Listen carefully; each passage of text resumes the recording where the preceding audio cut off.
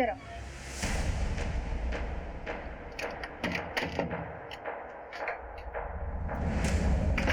तुम बैठो सागर, मैं तुम्हारे लिए ठंडा लेकर आती हूँ।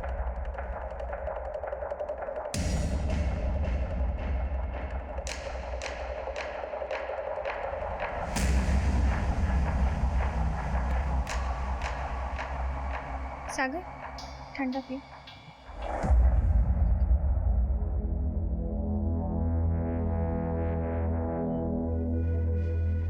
क्या हुआ?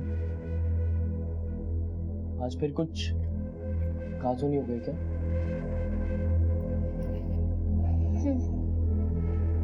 ये तो रोज की बात है। जिंदगी से गिला करने से बेहतर है कि उसे नए तरीके से शुरू करो। जरूरी नहीं है कि जिंदगी हमेशा तुम्हें धोखा ही दे। नहीं सागर, अगर जिंदगी ने मुझसे कुछ छीना है तो उसके बदले भी मुझे कुछ दिया है। ईशा, मेरी बेटी, वही मेरे जीने का सहारा है।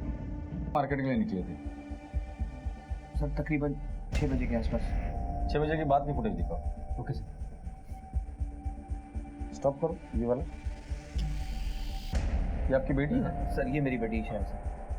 इस बच्चे के साथ खेल रही है। सर ये आरव है, इसी सोसाइटी का बच्चा।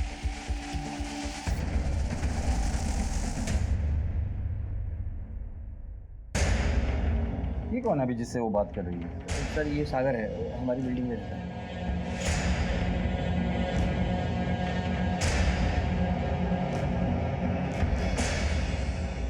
7:35 को ईशा वहां से चली गई। 7:40 को तुम्हारा वॉचमैन उसके पीछे चला गया।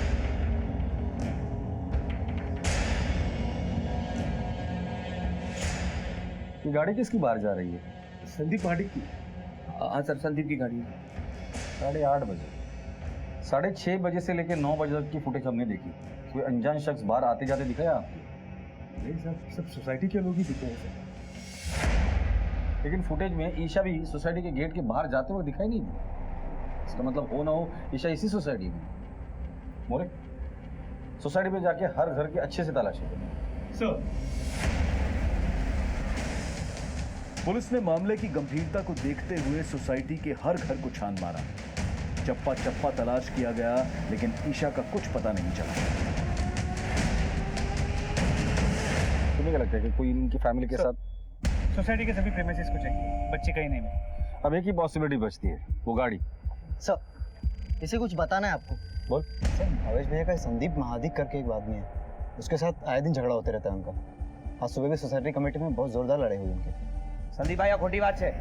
आपके एसी का पानी मेरी गाड़ी पे गिर रहा है। रोज पतरा खराब हो रहा है, कौन भरपाई करके देगा उसकी? कौन भरपाई का मतलब? क्या मतलब? तुम्हारा एसी पानी गिर रहा है, कौन भरपाई करेगा? आप एक काम कीजिए मिस्टर गांधी, आप अपनी कार कहीं और पार्क कीजिए। ये कौन सा तरीका? अरे क्या बात कर रहे हो? एक बात सुन, सोसाइटी का जो प्रीमाइसेस है ना, सबकी कॉमन प्रॉपर्टी है, आपकी ओनरशिप नहीं है। समझ में आएगा नहीं? तो ठीक है, हम लीगल पेपर के साथ बात करेंगे, कोर्ट में बात करेंगे, समझा? कोर्ट की धमकी किसको देता है? मेरी बात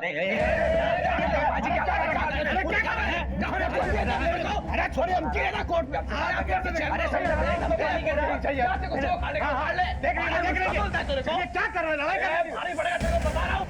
फ्लैट नंबर क्या है उसका? सर 802। संदीप का है? वो तो बाहर गए हैं, कहाँ? पुणे, क्यों? किसी काम से। अभी थोड़ी देर पहले तक तो यहीं पर थे।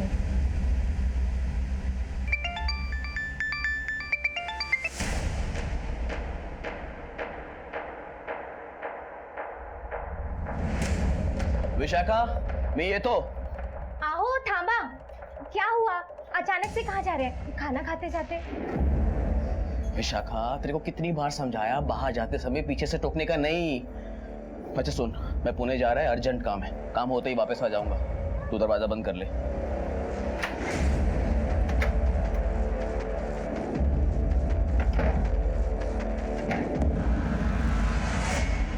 पूना में किसके यहाँ गए? मुझे नहीं मालूम सर, उनके बिजनेस का मुझे कुछ भी नहीं पता है। घर से निकलने के बाद उन्होंने कॉल किया था तुम्हें? नहीं। नंबर दो उनका। हाँ जी, 9800।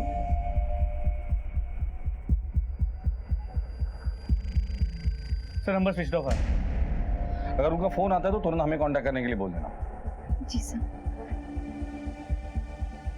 लड़की 8 और 9 के बीच गायब हुई है और संदीप 8:30 बजे अपने घर से पूना के लिए निकला था। अब दो पॉसिबिलिटीज बनती है, लड़की या तो इसी कॉम्प्लेक्स में या फिर संदीप के पास है। लेकिन सर सिर्फ गाड़ी पे एसी का पानी गिरने के झगड़े की वजह से कोई इतना बड़ा कदम क्यों उठाए? फिर उसका फोन क्यों स्विच ऑफ है?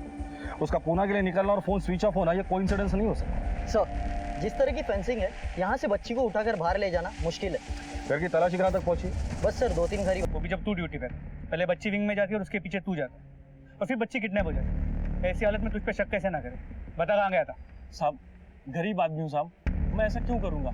तुम्हें उनके परिवार के बारे में कुछ ऐसी चीज़ नोटिस की है जो तुम्हें अजीब लगी हो? साहब वो सागर साहब अल्पा मैडम के आगे पीछे घूमते रहते हैं, हमेशा घूरते रहते हैं और ईशा बेटे से कभी कभी आते आते बात भी करते हैं।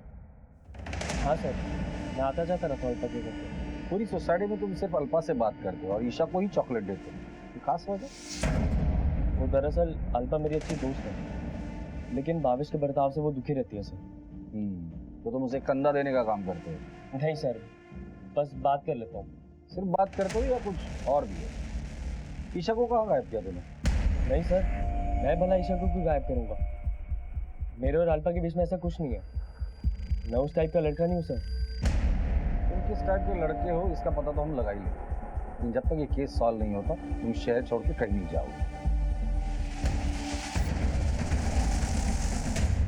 सर मेरी ईशा किसी अजनबी के साथ नहीं जा सकती, कितनी छोटी है वो सर। सर उसे ढूंढ के लाइए कहीं से भी, वरना मैं मर जाऊंगी। सर मैं मर जाऊंगी। इन दिनों में आपने ऐसा कुछ नोटिस किया जो आपको अजीब लगा हो? जैसे कि कोई आपका पीछा कर रहा हो या कोई ईशा से जबरदस्ती बात करने की कोशिश कर रहा हो, कोई जान पहचान वाला, कोई अनजान? नहीं सर, हमने ऐसा कुछ भी नोटिस नहीं किया और ना ही ऐसा कुछ सोचा था कि हमारी बेटी के साथ ऐसा कुछ होगा। ये सागर जो आपके सोसाइटी में रहता है, उसके साथ आप लोगों का क्या रिलेशन है? सर कुछ नहीं, बस ऐसे ही आते जाते जान पहचान है, हमारी ही बिल्डिंग में रहता है। क्या वो ईशा को नुकसान पहुंचा सकता है? नहीं नहीं सर, वो ऐसा क्यों करेगा? ठीक है मोरे, ईशा की फोटो आसपास के इलाके में भी दिखा दो, हमें कोई भी पॉसिबिलिटीज को इग्नोर नहीं करना चाहिए।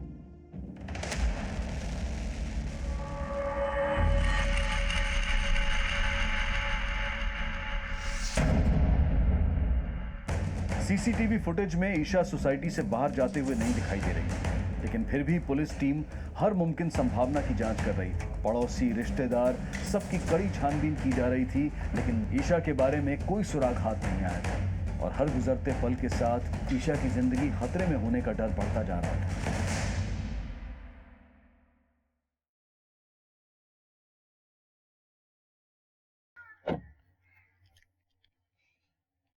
आपण संदीप माडिकात? हो साहब, संदीप माडिक नहीं आए। सर मेरी कंपनी पुणे में पिछले काफ़ी सालों से ज़मीन खरीदना चाह रही थी, पैसे भी तैयार थे सर। कल शाम को मेरे बिजनेस पार्टनर का फ़ोन आया और बस मैंने पैसे का बैग उठाया और तुरंत पुणे के लिए रवाना हो गया। वो डील भी फाइनल होगी सर, और पेमेंट करके बस रातों रात में अभी पहुंचा हूँ मुंबई।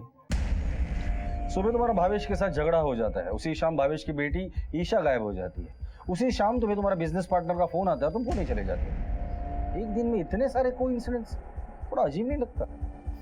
वो सब मैं नहीं जानता सर, लेकिन मैं जो कुछ भी कह रहा हूँ बिल्कुल सच कह रहा हूँ सर। आप चाहिए तो मेरे बिजनेस पार्टनर से पूछ सकते हैं सर, मैं उनकी डिटेल्स देने को तैयार हूँ सर। वो तो डिटेल्स हम लेंगे ही और वेरीफाई भी करेंगे। सर आप समझते क्यों नहीं? सोसाइटी की छोटी मोटी झगड़े की वजह से ऐसा घिनौना काम मैं थोड़ा ही करूँगा। छोटे छोटे झगड़ों की वजह से बड़े बड़े जुर्म होते हुए हमने देखे हैं। अपने सारे डिटेल्स लिखवा देना और शहर छोड़कर जाने से पहले हमें इन्फॉर्म करें। दीक्षित, गाड़ी चेक करो इनकी। ओके साहब। अरे कमाल करते सर आप समझते क्यों नहीं? मैं जो कुछ कह रहा हूँ सच कह रहा हूँ। आप लोग बिना मतलब कि मुझ पर शक कर रहे हैं, और वैसे भी आपको ईशा के बारे में पूछना है तो सर आप गुप्ता जी से क्यों नहीं पूछते? किसी की देर? क्योंकि कल शाम को जब मैं पुणे जा रहा था तो ईशा गुप्ता जी के घर के सामने खड़ी थी। तुम 8:30 बजे बिल्डिंग के गेट से बाहर निकले, इसका मतलब गुप्ता जी के यहाँ तुम 8:20 या 8:25 को पहुंचे होंगे। हाँ सर, तकरीबन यही समय रहा होगा सर। उस समय ईशा बॉल से खेल रही थी सर। जिस दिन ये हादसा हुआ उस वक्त आप लोग कहाँ थे? जी मैं और पार्वती रिश्तेदार की शादी में गए हुए थे अंधेरी। कितने बजे? ये कोई 5 बजे के आसपास। लेकिन आप ये सारे सवाल हमसे क्यों पूछ रहे हैं? गायब होने के पहले ईशा को आपके फ्लैट के बाहर देखा गया था और शायद वो आखिरी बार था। तुम उस वक्त कहाँ थे? मैं तो पढ़ाई कर रहा था। और कुछ नहीं सर। फिर 9 बजे के लगभग अल्पा भाभी ईशा के बारे में पूछने आई थी। तुमने ईशा को देखा था? नहीं सर। गुप्ता जी वार्निंग नहीं लेकिन नसीहत दे रहा हूं मैं। ईशा को आपके फ्लैट के बाहर आखिरी बार देखा गया था रात 8:30 और 9 के बीच। अगर ईशा के बारे में आप लोग कुछ भी जानते हो तो अभी बता दो। अगर हमें पता चला ना तो वार्निंग देने का मौका भी नहीं दूंगा। 7 साल की ईशा गांधी को लापता हुए पूरा एक दिन बीत चुका था, लेकिन उसके बारे में कोई भी पुख्ता जानकारी अब तक पुलिस के हाथ नहीं लगी थी और ना ही उसके माता पिता को फिरौती के लिए अब तक कोई कॉल आया था। पुलिस के लिए जैसे केस एक पहेली बन गया था। उनके तहकीकात के तरीके पर भी सवालिया निशान लगाए जा रहे थे और इस तनावपूर्ण माहौल में एक ऐसी खबर आई जिसने इस केस को बेहद खतरनाक मोड़ दे दिया।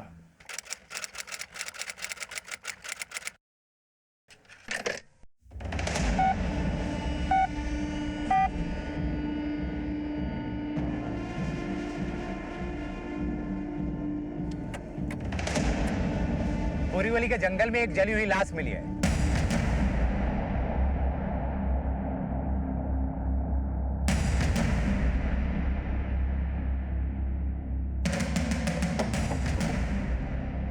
फोन कॉल के हिसाब से लोकेशन तो यही होनी चाहिए। आसपास देखो कोई लाश मिल जाएगी।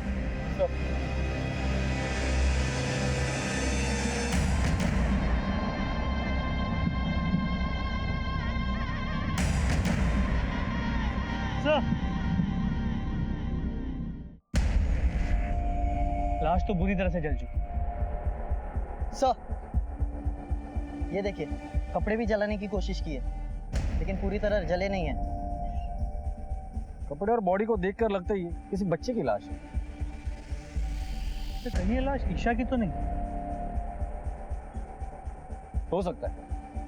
बॉडी को पोस्टमार्टम के लिए भेज दो और जो भी एविडेंसेस यहाँ मिलता है फॉरेंसिक में भेज दो। कपड़े ईशा के माँ बाप को दिखाकर इसकी शिनाख्त करवाएं।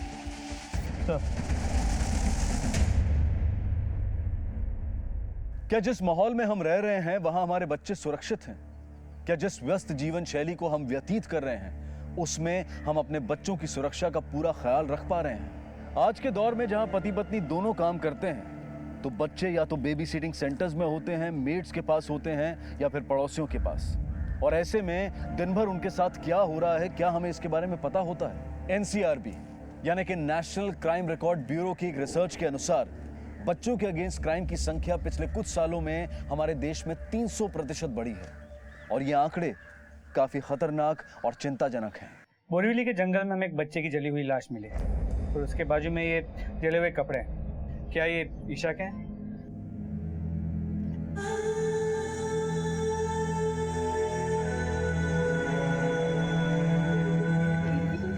ईशा की ईशा की ईशा मेरे बच्चे ईशा मेरे बच्चे मैं इसे फोरेंसिक को भेजना हूँ। ईशा मेरे बच्चे ईशा मेरे बच्चे ईशा तुमने मारा है मेरी बेटी को। तुमने नहीं बोला था ना उसे अकेला छोड़ दो। तुम नहीं मारा है मेरी बच्ची को। मेरे बच्चे ईशा। मुंबई के बोरीवली इलाके में एक सुनसान जगह पे पुलिस को आज एक बच्ची की जली हुई लाश मिली है। माँ बाप ने उस बच्ची के जले हुए कपड़ों से उसकी शिनाख्त कर दी है। सर मीडिया इस केस को थोड़ा ज्यादा ही उछाल रही है। देख रहा हूँ मैं। ये लोग तो हमारी मजबूरी समझते ही नहीं है। इन्हें लगता है कि पुलिस के पास एक जादू की छड़ी है जो घुमा देंगे तो केस सॉल्व हो जाएगा। सर ये पोस्टमार्टम रिपोर्ट आ गई है। सर रिपोर्ट के मुताबिक बच्चे की उम्र करीब 5 से 7 साल की है और उसकी मौत दम घुटने की वजह से हुई, जिसके बाद बॉडी को जलाया गया, लेकिन अभी कुछ ठोस कहा नहीं जा। बॉडी को पूरी तरह से जला दिया। रिपोर्ट आने में वक्त तो लगेगा। सर इसके अलावा बॉडी के पास जो आधे जले हुए कपड़े मिले उसमें सीमन के ट्रेसेस।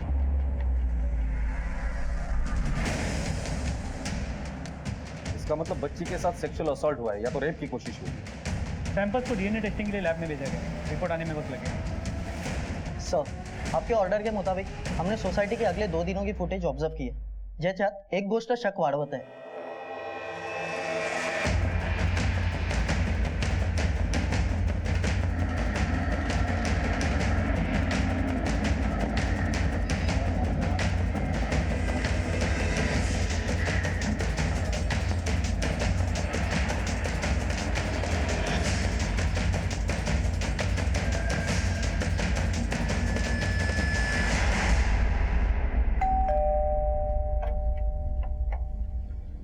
तेरे से कुछ बात करनी है, पुलिस स्टेशन चल।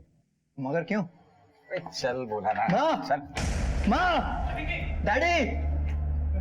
अरे क्या हुआ सब? पूछताछ के लिए पुलिस स्टेशन लेके जा। अरे किसकी पूछताछ के लिए? ईशा मर्डर केस में। देखिए साहब, आपको जरूर कोई गलतफहमी हो रही है। मेरा बेटा ऐसा कर नहीं सकता। ले चलो इसे। मेरी बात सुनिए। साहब मेरी बात सुनिए। साहब मुझे को छोड़ दीजिए। देखिए गलतफहमी हो रही है। साहब लेकिन अब पता नहीं मेरे बेटे को ले जा रहे हैं। साहब एक मिनट। चलिए। साहब मेरी बात सुनिए। मैं समझता हूँ साहब, न्यूज़पेपर और अखबार में आपकी धज्जियां उड़ाई जा रही है। असली गुनहगार को तो आप पकड़ नहीं पा रहे। मेरे बेटे को बलि का बकरा बना रहे हैं आप। गुप्ता जी, आपके सोसाइटी में इतने सारे लोग हैं, हम आपके ही बेटे को बलि का बकरा क्यों बनाएंगे? ईशा गायब हुई थी संडे रात को, बुधवार रात को उसकी लाश मिली थी और मंगलवार रात को आपका बेटा एक बड़ा सा सूटकेस बाहर लेके जाते वक्त सीसीटीवी में दिखाई दिया। देखिए इंस्पेक्टर साहब, मेरा बेटा मानती हूँ मैं कि आलसी है, निकम्मा है, लेकिन वो कभी किसी का खून नहीं कर सकता। अगर उसने कुछ किया नहीं होगा तो छोड़ दीजिए उसे। ले चलो इसे। सर्कमस्टेंशियल एविडेंस के आधार पर मोहित दोषी पाया गया, लेकिन मोहित के माता पिता और सोसाइटी के लिए ये आरोप अविश्वसनीय था, क्योंकि बचपन से ही सब उसे जानते थे। वो ईशा को अपनी छोटी बहन की तरह मानता था, लेकिन क्या पुलिस का ये शक सही था? शराब पीता? जी कभी कभी बियर पी लेता हूँ। संडे को क्या पिया था? कुछ नहीं सर। कौन देखता है ब्लू फिल्म्स? कभी नहीं सर। मोरे लैपटॉप चेक करो इसका। सर कभी कभी देख लेता हूँ सर। बैग कहाँ से लिया? कौन सा बैग सर? वही जिसमें ईशा को डालकर लेकर गया था। सर उस बैग में लास्ट ईयर की बुक्स थी जो मैं जूनियर स्टूडेंट को देने गया था बस। स्टूडेंट का नाम बता। जी वो सर वो मैं एनजीओ में देने गया था। एनजीओ का नाम बोल। वो आशा प्रकाश सर, ज्योति प्रकाश सर। लेके आ गया बैग उधर? नहीं सर, बैग चोरी हो गया। चरस गांजे का नशा करता है? नहीं सर। तो तेरे जेब में मैच बॉक्स कैसे मिला? जी कभी कभी सिगरेट पी लेता हूँ। लड़की को जलाने के लिए पेट्रोल कहाँ से मिला? जी मैच बॉक्स रहने का मतलब ये थोड़ी है कि मैंने लड़की को जलाया। तो फिर किसी को सुपारी देती? सर मैं कसम खा के बोलता हूँ सर, मेरा इस केस से कोई कनेक्शन नहीं है सर। बैग कहाँ है वो? सर बताया तो था सर, बैग चोरी हो गया। इसका ब्लड सैंपल ले लो और मैच करा। तो मोहित को जमानत मिल गई। भावेश और अल्पा अपनी बेटी की मौत के सदमे से अभी तक उबर भी नहीं पाए थे कि मोहित को जमानत मिलने की खबर से उनका क्रोध उमड़ आया। जेल के माहौल ने मोहित पर भी काफी असर छोड़ा था। जमानत के बाद मोहित अपनी जिंदगी में वापस लौट चुका था, लेकिन लोगों का उसकी तरफ देखने का नजरिया बदल चुका था। मोहित के बर्ताव में भी काफी बदलाव महसूस हो रहा था, और ये इस कहानी के भयानक अगले अध्याय की आहट थी। माँ सुन दो। कुछ नहीं सुनना मुझे। मेरी बात तो सुन। एक भी बात नहीं सुननी मुझे तेरी। अरे माँ मेरी बात सुन। मेरे से बात मत कर, मैंने कहा ना तुझे। माँ सुन तो बात। मैं आज के बाद कभी जुआ खेलने नहीं जाऊंगा। अच्छी बात है। माँ तुम मुझसे ऐसे क्यों बात कर रही है? मुझे तुझसे बात करने से भी डर लगता है। तुझे जेल से छुड़ाना ही नहीं चाहिए था हमें। पार्वती क्या बातें कर रही हो? नहीं डैडी, माँ ठीक करी। मुझे जेल से छुड़ाना ही नहीं चाहिए। जब खुद की माँ को मुझ पर भरोसा नहीं है तो क्या फायदा? माँ तुझे क्या लगता है मैंने ईशा को मारा है? मैं ईशा को मार सकता हूँ? ठीक है मुझे लगता है ना मैंने ईशा को मारा है। मैं तेरे लिए फांसी पे भी चढ़ जाऊंगा। बस इमोशनल ब्लैकमेल करने की कोशिश मत कर मुझे। एक बात बता, उस दिन रात को कौन सी किताबें लेकर गया था तू? तू पुलिस को चकमा दे सकता है, मुझे नहीं। ये बीती बातें लेकर बातें करने क्या फायदा? क्या बीती बातें? क्या बीती बातें? हाँ, जब देखो तभी बेटे का साइड लेते रहते हो। अरे बड़ी मुश्किल से अभी तो पुलिस ने छुड़ा के लाया हूँ उसे। बस आपकी वजह से ये भी करता है। जब देखो तब बस बेटा बेटा बेटा, और कुछ खराब हो जाए तो उसके बाद माँ के ऊपर जाता है सब कुछ। दिन भर तुम्हारे पास ही रहता है ना। देखा, आ गए ना अपनी औकात पे। मैं ही बुरी बन गई आपके सामने।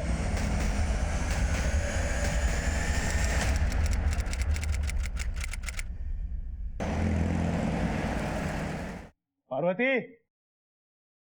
अरे कहाँ हो? पार्वती, उठो पार्वती, उठो उठो पार्वती।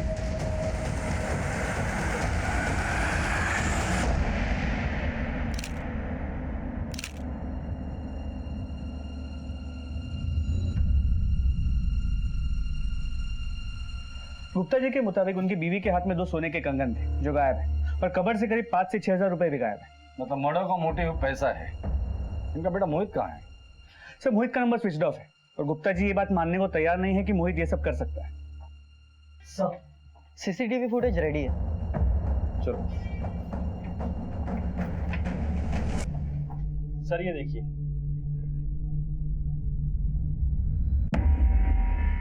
जूम कर।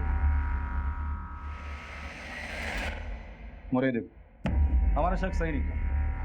मोहित हाथ में प्लास्टिक की थैली लेके जा रहे हैं। मुझे लगता है मिसेस गुप्ता को मारने के बाद वो गेट से बाहर जा रहे हैं। काम करो, इस मोहित की फोटो हर पुलिस स्टेशन में सर्कुलेट कर दो। सर इनिशियल इन्वेस्टिगेशन में ये भी पता चला कि मोहित ने एक बाइक चोरी की, उसे जुआ खेलने की लत लग गई, पैसे कमाने का भूत सवार। पिछले कुछ दिनों में उसने जुए में काफी पैसे जीते भी थे। शहर के जितने भी जुए के अड्डे हैं सब चेक करो। और इस मोहित ने कंगन चोरी की है, मतलब वो बेचेगा जरूर। आसपास के एरिया में जितनी भी ज्वेलरी शॉप है वहां जाके पता करो। सर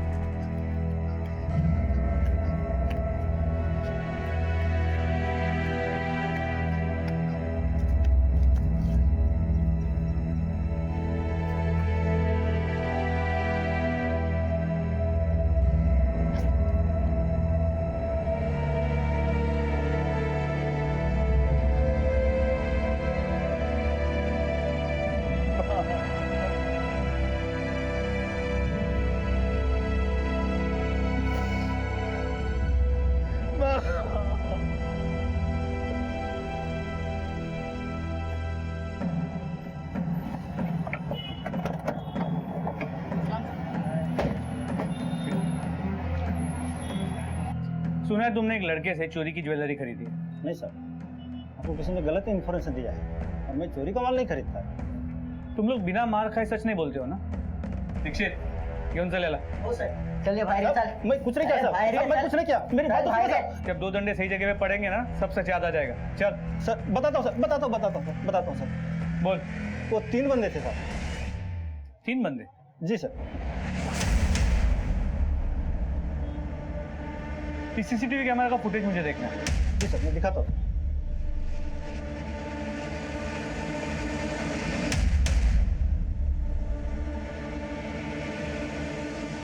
एक मिनट पॉज करो।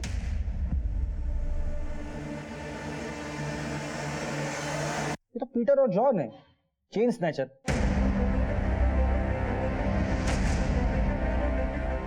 मोहित का इन चेन स्नैचर से क्या कनेक्शन हो सकता है? ये पीटर और जॉन पिछले महीने तक जेल में थे, शायद इनकी मुलाकात वहीं पर हुई है। मोहित मुजरिम है, वो फरार हो सकता है, लेकिन ये पीटर और जॉन है। एक काम करो, पीटर और जॉन के अड्डे का पता करो और इनके पीछे इन्फॉर्मर लगा दो। कल शाम तक ये दोनों मुझे मेरी कस्टडी में चाहिए। ओ सर। पुलिस को अब यकीन हो चुका था कि मोहित ने ही पहले ईशा और फिर अपनी मां का कत्ल किया है और अब वो शहर छोड़कर भागने की फिराक में है। पीटर और जॉन दोनों नामी गुनहगार थे और पुलिस को उनके बारे में जानकारी जुटाने में ज्यादा वक्त नहीं लगा।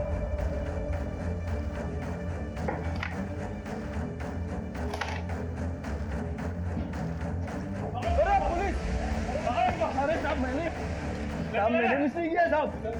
मत मारो साहब, मत मारो साहब, बताता हूँ साहब, मत मारो साहब, मत मारो, बताता हूँ साहब, मत मारो साहब, बताता हूँ साहब, मत मारो साहब, पुणे जाने वाला है साहब। वो पुणे जाने से पहले वो बैंगलोर जाने वाला है और बैंगलोर जाने के बाद वो पुणे जाएगा, लेकिन उससे पहले क्या? उससे पहले उसे किसी को मारना है साहब।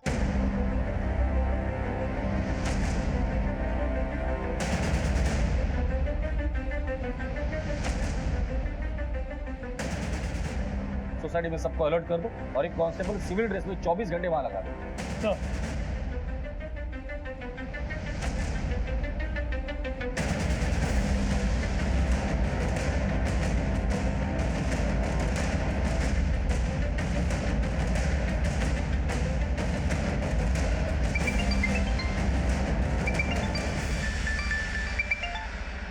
हेलो,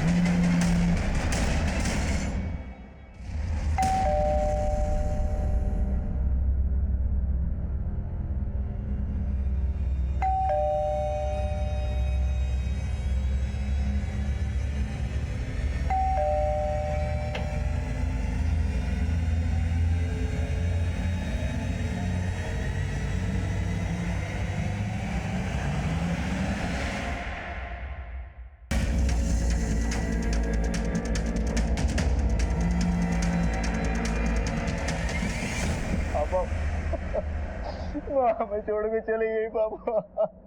इतना प्यार करता था तो फिर उसे मारा क्यों? मैं अपनी माँ को कैसे मार सकता हूँ? घर छोड़कर भागा क्यों? उन भी यहाँ पर छोड़कर गया।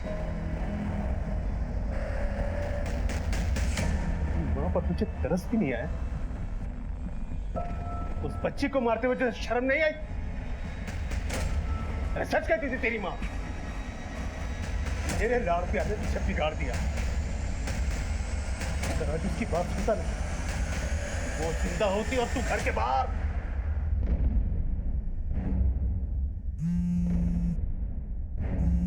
अगर मुझे पता होता कि मेरे डर डर से तेरी ये हालत होती तो तुझे उसी वक्त मार दिया होता।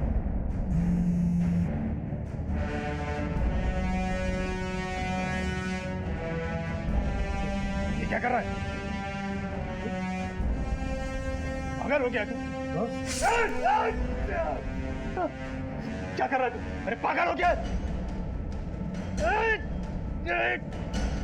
तो आपकी किस्मत अच्छी थी जो आप बच गए, वरना माँ के साथ भेजने का प्लान बनाया था मैंने। कोई बात नहीं, आपकी किस्मत बदल देते हैं।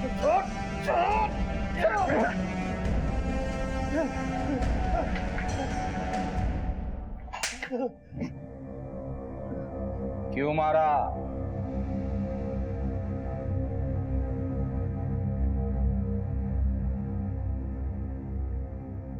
मैं जुए में बहुत पैसे हार चुका था, बर्बाद हो चुका था। मुझे पैसे चाहिए थे, बहुत डिस्टर्ब था। फिर मैं टेरिस पे गया। फिर मैंने टेरिस पे दिव्या और अमन को देखा। वो रोमांस करने में लगे हुए थे। वो देख के और डिस्टर्ब होने लगा मैं। मेरे साथ कोई रोमांस ही नहीं करता। कोई लड़की मेरे पास ही नहीं आती, ना मुझसे दोस्ती करती। एक बार फेल क्या हो गया, कोई लड़की दोस्ती नहीं करती मुझसे। मैं और ज्यादा फ्रस्ट्रेट होने लगा। फिर मैंने फ्लैट के सामने ईशा को खेलते हुए देखा।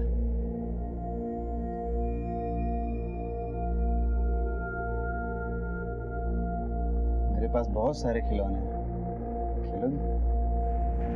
आ जाओ।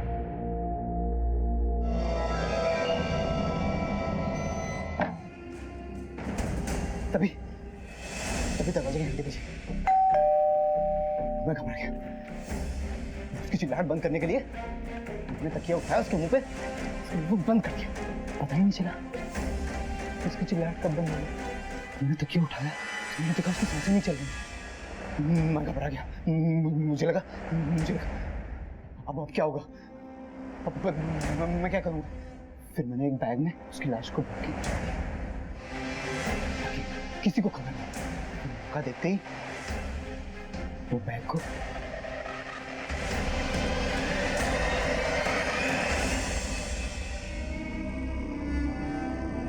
मैंने बोरीवली के पास वाले जंगल में उसकी लाश के कपड़े उतार के उसकी लाश को और कपड़े को दोनों को जला दिया। फिर खुद ही पीसीओ से पुलिस कंट्रोल में फोन करके सब कुछ इन्फॉर्म कर। अपनी माँ को क्यों मारा तूने? माँ को?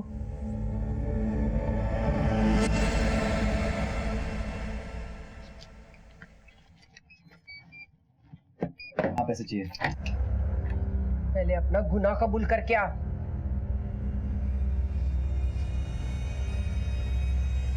कौन सा गुनाह? कैसा गुनाह? हर बात पे ईशा ईशा ईशा। वो तुम्हारी औलाद है। मैं इसी बात की तो शर्म आती है मुझे कि तू मेरा बेटा है। तो तुझे सिर्फ बेल मिली है, रिहाई नहीं मिली है। एक न एक दिन फांसी का फंदा जरूर तेरे गले में पड़ेगा। बाद में होगा। अरे अरे मेरी चाबी दे, चाबी दे मेरी, दे मेरी चाबी दे, मेरी चाबी दे, दे मेरी चाबी।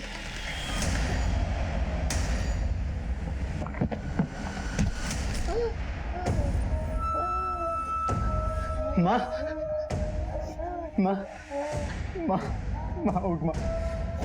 माँ तुझे क्या हो गया?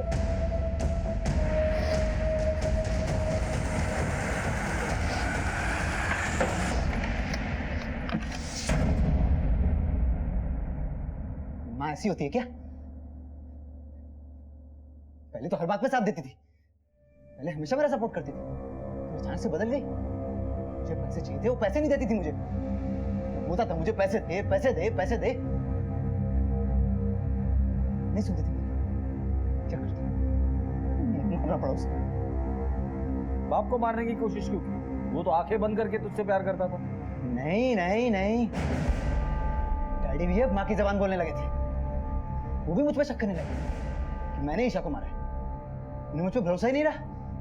फिर मैंने सोचा कि दोनों जिंदगी भर साथ रहे तो इनको भी माँ के पास पहुंचा दूंगा तो कितना अच्छा रहेगा।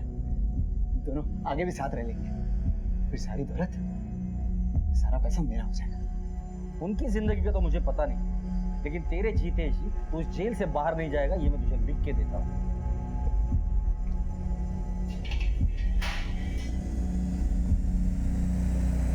अदालत ने मोहित को ईशा गांधी को अगवा करने, उसे सेक्सुअली मोलेस्ट करने और कत्ल करने के इल्जाम में कुल मिलाकर 46 साल की सजा सुनाई है। मोहित पर अपनी मां के कत्ल करने का मुकदमा अब भी कोर्ट में चल रहा है। शायद किसी ने भी नहीं सोचा था कि मैकेनिकल इंजीनियर के सुनहरे सपने वाला मोहित हमेशा के लिए जेल की सलाखों के पीछे लुप्त हो जाएगा। अपने बच्चों की गतिविधियों पर नजर रखें, उन्हें सही और गलत के बीच का अंतर बताएं, उनसे खुलकर बात करें। इस बात का ध्यान रखें कि लाड प्यार और लापरवाही से की गई अनदेखी कहीं उनकी बर्बादी की वजह न बन जाए। इसी विचार के साथ अब मैं अनूप सोनी आपसे विदा लेता हूं। फिर मुलाकात होगी अगले एपिसोड में एक और चौंका देने वाले केस के साथ। तब तक अपना और अपने परिवार का ख्याल रखें और देखते रहें